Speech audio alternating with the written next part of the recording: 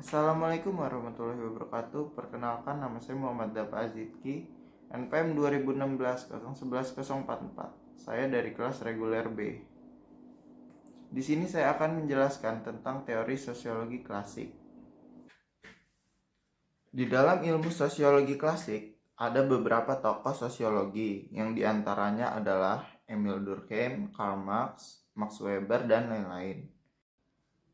Di sini saya akan menceritakan teori yang dikemukakan Karl Marx beserta pandangannya terhadap kelas sosial dalam masyarakat. Karl Marx lahir di kota Trier, Jerman pada tepatnya 5 Mei 1818. Ia juga merupakan pencetus aliran filsafat Marxisme. Karl Marx memandang bahwa sejatinya aktor utama yang berperan penting dalam kelangsungan hidup suatu masyarakat adalah kelas-kelas sosial. Keterasingan yang dialami manusia pun sesungguhnya adalah hasil penindasan satu kelas oleh kelas lainnya. Untuk menghapus tindakan eksploitatif tersebut, Karl Marx mengemukakan perjuangan atau revolusi kelas.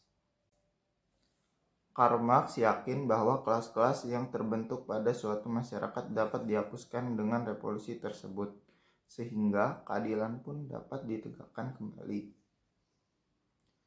Dan pemikiran-pemikiran politik dan ekonomi Karl Marx tersebut juga dapat sebagai ancaman terhadap kapitalisme Barat, khususnya pada periode sebelum Perang Dingin usai pada sekitar awal tahun 1980.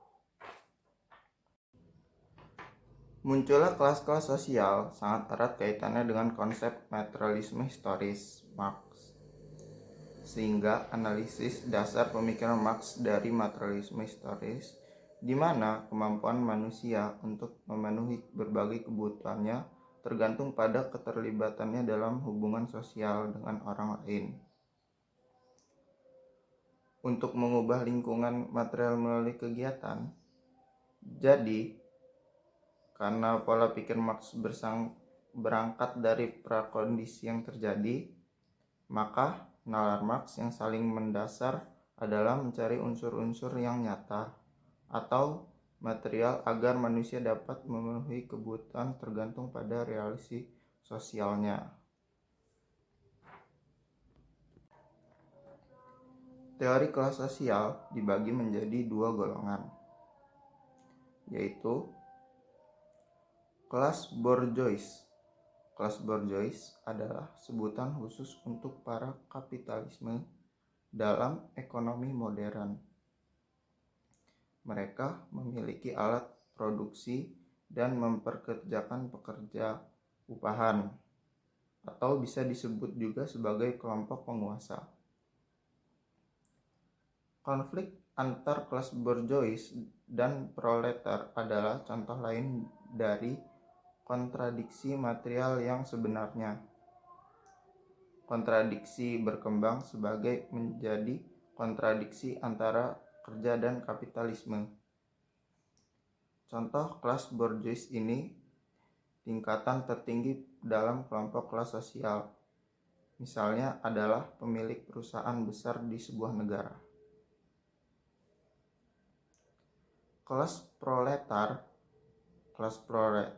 merupakan para pekerja yang menjual kerja mereka dan tidak memiliki alat-alat produksi sendiri, atau bisa disebut sebagai kelompok terendah. Mereka tidak memiliki sarana-sarana sendiri dan pabrik. Tetapi kemudian Karl Marx percaya bahwa proletariat bahkan kehilangan keterampilan mereka.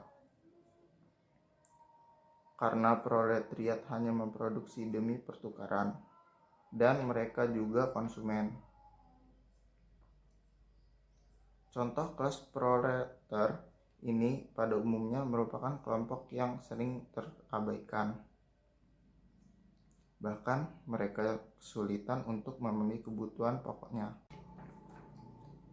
Tempat tinggal seperti rumah yang kurang layak.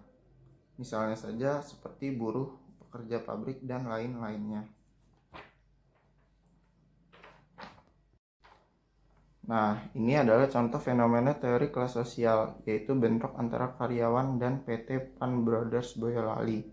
Penyebabnya adalah karena mendapatkan informasi jika gaji mereka bulan ini akan dicicil 2 kali. Selain itu, pemberian THR juga tahun ini juga akan dicicil 8 kali.